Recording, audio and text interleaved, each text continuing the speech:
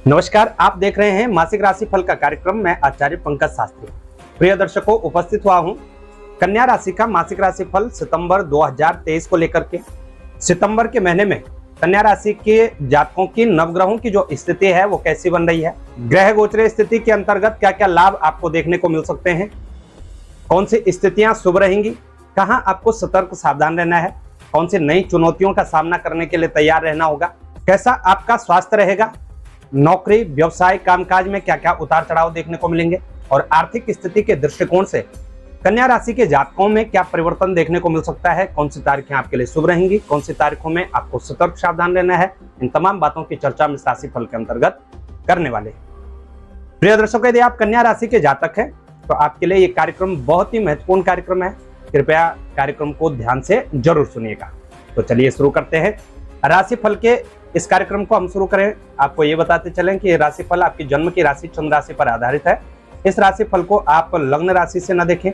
यदि आपको आपकी जन्म राशि का पता नहीं है तो इस राशि फल के कार्यक्रम को आप नाम राशि के अनुसार भी देख सकते हैं। सबसे पहले एक नजर डालते हैं कन्या राशि के जातकों की नवग्रहों की स्थिति पर। सितंबर के महीने में कैसी ग्रह गोचर स्थिति कन्या राशि के जातकों के लिए बन रही है। कन्या राशि के जो स्वामी ग्रह हैं बुधदेव हैं। बुधदेव सिंह राशि में सूर्य के साथ 12वें भाव में संचरण कर रहे हैं, जिसको हम खर्चों का भाव कहते हैं। सिंह राशि में दोनों ग्रह स्थित हैं, बुधादित्य योग बना हुआ है। कन्या राशि के अंतर्गत ही मंगलदेव संचरण कर रहे हैं, लग्नगत मंगलदेव स्थित है। केतु तुला राशि के अंतर्गत दूसरे भाव में संचरण कर रहे हैं, ये तुला राशि में स्थित है। राहु और देवगुरु बृहस्पति मेष राशि में 8वें भाव में संचरण कर रहे हैं। शुक्रदेव कर्क राशि के अंतर्गत लाभ भाव में स्थित है, 11वें भाव में। शनिदेव वक्र गति से संचरण कर रहे हैं कुंभ राशि के अंतर्गत और 6ठे भाव में विराजमान है। और केतु की बात करें तो केतु तुला राशि के अंतर्गत दूसरे भाव में संचरण कर रहे हैं। चंद्रमा की बात हम बाद में करेंगे। आपकी जानकारी के लिए बता दें, इस ग्रह गोचर स्थिति के बीच कुछ ग्रहों का कुछ परिवर्तन भी होगा सितंबर के महीने में। तो कौन से वो परिवर्तन है उनको भी देख लेते हैं। पहला परिवर्तन शुक्रदेव में होगा। 4 तारीख को शुक्रदेव मार्गी गति को प्राप्त करेंगे।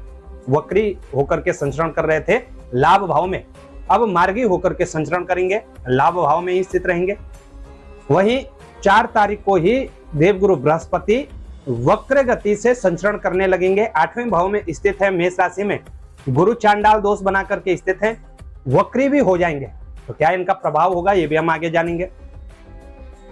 15 तारीख को आपके राशि स्वामी बुधदेव ये भी मार्गी गति को प्राप्त कर जाएंगे, वक्र गति से संचरण कर रहे थे। और 17 सितंबर को सूर्यदेव में परिवर्तन होगा। सूर्यदेव सिंह राशि को छोड़ करके कन्या राशि में प्रवेश करेंगे, लग्न में आकर के स्थित हो जाएंगे जहां पर सूर्यदेव कारक होते हैं। वहीं बात हम चंद्रमा की करें तो प्रिय दर्शकों, चंद्रमा बहुत ही गतिशील ग्रह हैं। चंद्रमा मात्र 2 से सवा 2 दिन तक ही एक राशि में संचरण करते हैं। 2 से सवा 2 दिन के भीतर ही अपनी राशि परिवर्तन कर देते हैं। चंद्रमा जब भी शुभ ग्रहों के साथ युति बनाते हैं, जन्म पत्रिका में जहां पर भी वो कारक होते हैं वहां स्थित होते हैं, तो निश्चित ही सकारात्मक प्रभाव हमारे ऊपर चंद्रमा का पड़ता है। लेकिन वही चंद्रमा जब क्रूर ग्रहों के साथ, पापिक ग्रहों के साथ जन्म पत्रिका में क्रूर भाव में 6, 8, 12 इत्यादि भाव में संचरण करते हैं तो कहीं ना कहीं अनेक प्रकार की नकारात्मक स्थितियां देखने को भी मिलती हैं।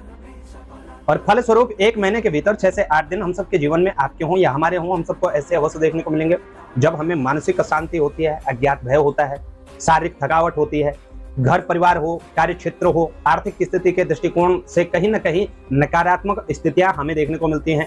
हम डिस्टर्ब रहते हैं, पारिवारिक अशांति होती है, कलह कलेश का वातावरण देखने को मिलता है। तो कौन कौन सी ऐसी तारीखें सितंबर के महीने में कन्या राशि के जातकों को देखने को मिलेंगे, इन पर हम चर्चा करेंगे। लेकिन उससे पहले हम आपको बताएंगे शुभ तारीखें। सितंबर के माह में कन्या राशि के जातकों को 1, 2, 5, 6, 8, 9, 11, 15, 16, 24, 25 और 30 सितंबर शुभ तारीखें देखने को मिलेंगी। ये तारीखें आपको लाभ देने का कार्य करेंगे। वहीं 3, 4, 13, 14, 18, 19, 20, 21, 26 और 27 सितंबर आपको विशेष रूप से सतर्क सावधान रहना होगा। शेष तारीखें आपके लिए सामान्य तारीखें रहेंगी।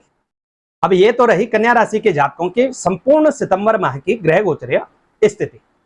अब इस ग्रह गोचरीय स्थिति के बीच सबसे पहले हम बात करते हैं कन्या राशि के जातकों के स्वास्थ्य की।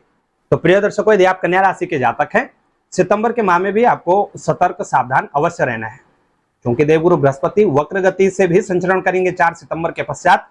तो भी आपको सतर्क सावधान जरूर रहना है। 8वें भाव में राहु और गुरु की युति बनी हुई है। 12वें भाव में सूर्य बुध की युति बनी हुई है। हालांकि सूर्य बुध की अच्छी युति है, शुभ युति है, लेकिन कहीं ना कहीं 12वां भाव बहुत अच्छा नहीं माना गया है। तो कुछ स्थितियों में विशेष रूप से सतर्क सावधान रहना होगा। खान पान का विशेष रूप से ध्यान रखिएगा। मौसम से संबंधित मौसमी दिक्कतें आपको देखने को मिल सकती हैं। पेट से संबंधित विकार, लीवर से संबंधित विकार, श्वास से संबंधित विकार देखने को मिल सकते हैं।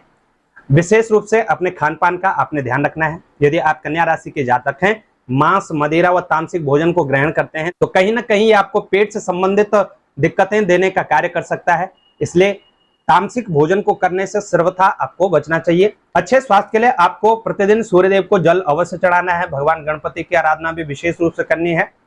इससे आपके बुधदेव भी मजबूत होंगे, राशि स्वामी हैं। और हर वीरवार को देवगुरु बृहस्पति का व्रत करें।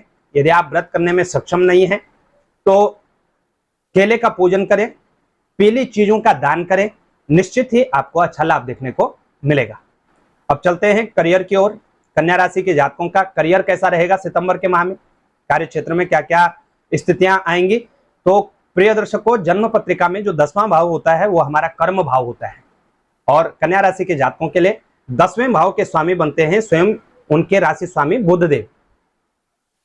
अब 10वें भाव में सितंबर के माह में कोई भी ग्रह स्थित नहीं है। बुधदेव 12वें भाव में संचरण कर रहे हैं, सूर्य के साथ युति बना करके स्थित है और लग्न में मंगल देव संचरण करने वाले हैं।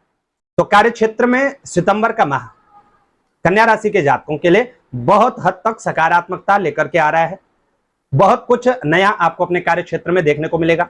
ऐसे जातक जो फॉरेन से संबंधित कार्य क्षेत्रों से जुड़े थे, विदेशी कार्य क्षेत्रों से जुड़े थे, उनको कहीं ना कहीं अचानक से लाभ देखने को मिल सकता है। अचानक से विदेश यात्रा के योग भी आपके लिए बनते हुए नजर आ रहे हैं।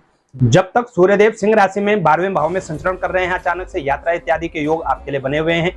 पदोन्नति, प्रमोशन की स्थिति भी आपके लिए बनती हुई नजर आ रही है। भ्रमणशील कार्यशैली आपकी सितंबर के माह में रहने वाली है, यानी यात्राओं की स्थितियां अत्यधिक बनी हुई है। कार्य क्षेत्र के दृष्टिकोण से अच्छी स्थिति है, उत्तम स्थिति है। कुछ बातों का आपने ध्यान भी रखना है, क्योंकि मंगलदेव अगर लग्न भाव में स्थित है तो इसका प्रभाव भी आपके ऊपर रहेगा। प्रभाव ये रहेगा कि अचानक से क्रोध आपको आ सकता है। नौकरी के क्षेत्र में आप व्यर्थ का वाद विवाद कर सकते हैं, जो आपके सीनियर्स हैं उनके साथ वाद विवाद कर सकते हैं।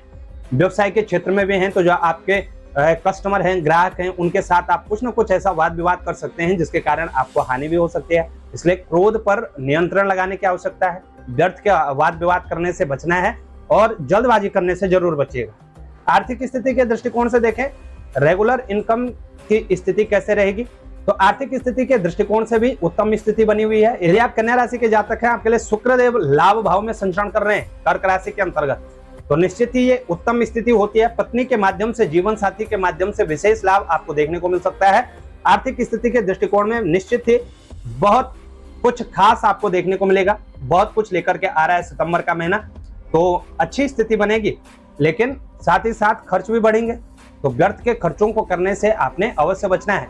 बिना बात की कोई ऐसी चीजों को आप खरीद कर ला सकते हैं जो बहुत ज्यादा यूज में नहीं आने वाली हैं। ऐसे खर्चों को करने से आपको अवश्य बचना चाहिए।